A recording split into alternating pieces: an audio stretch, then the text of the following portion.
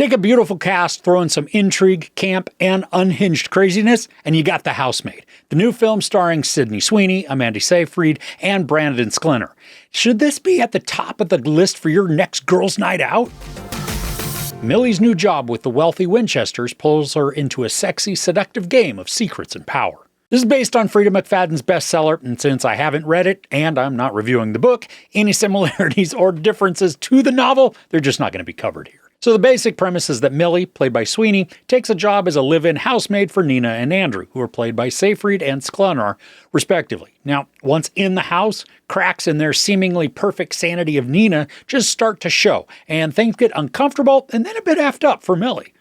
Now, this is kind of two movies, which is why it's also kind of long. The first half is all about watching Millie and Nina interact, along with the daily ups and downs that come with the growing pains of learning some new routines and personalities. And the second half of the movie is where the payoff comes, but not without its fair share of exposition, which I will get to in just a little bit. Now, the acting I thought was good. Each of them leans into the roles, making them sometimes sympathetic, sometimes sketchy or at least mysterious, and sometimes romantically understanding.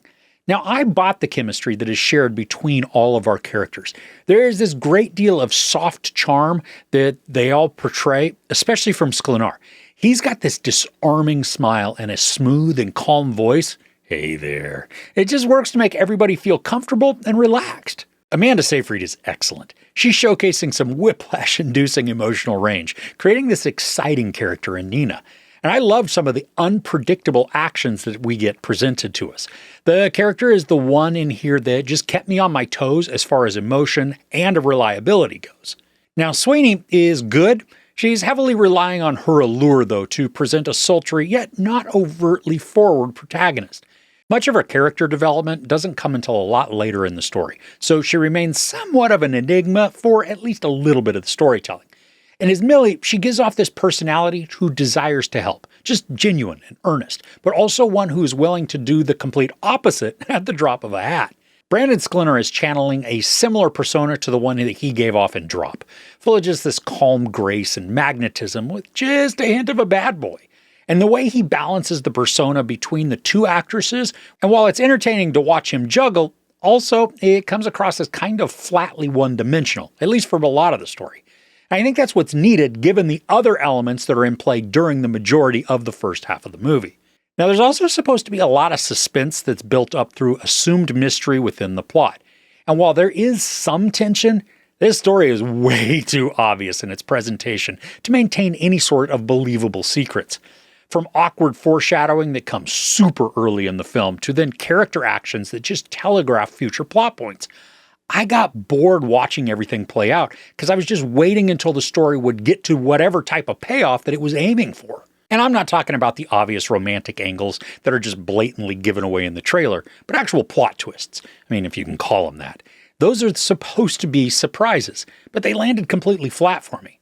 And I'm sure I would have been more engaged had the story not been so obvious with its trajectory. It just wasn't the case. Once we get to the last half of the story, the entire pacing for the film kicks up and changes tone to one that's just full of chaos. I had much more fun through the second part of the narrative. Despite being able to predict the character arcs leading up to the reveal, the latter portion, it did begin to deliver on some of the pent-up insanity the story had promised. Now, the scenes are a bit over the top in a wonderful way, just allowing the characters to break free of certain restraints that the first half held on them, which then brings about some squirm-inducing instances. And even though a lot of what takes place in these scenes is still predictable, it's excessive enough to be darkly comedic and enjoyable. During a lot of these segments, though, we're also being treated to exposition the movie.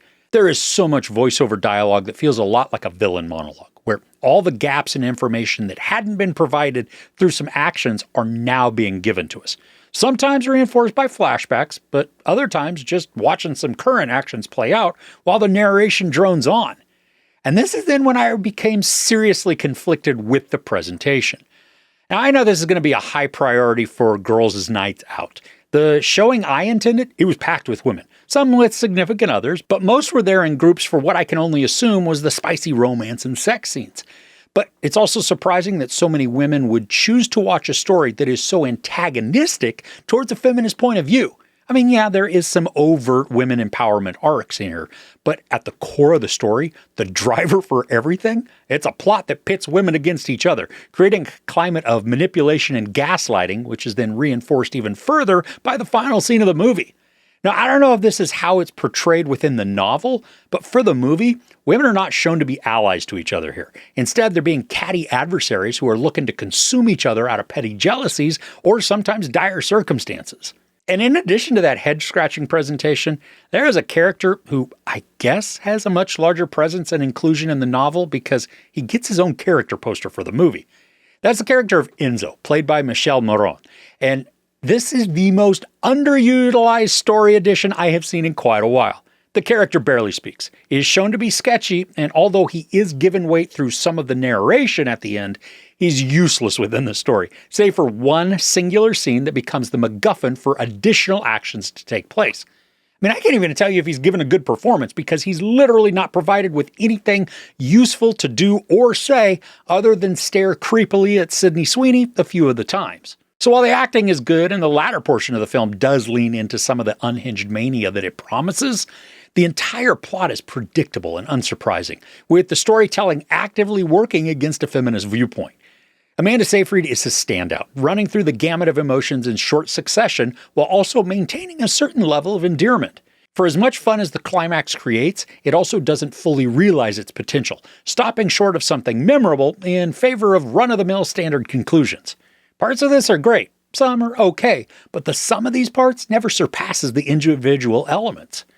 There's a lot of sex, some nudity, ton of profanity, and then some brutal violence. I give The Housemaid 2.5 out of 5 couches. I'm really curious if you've read the novel, how you respond to the film. I mean, does it live up to the book?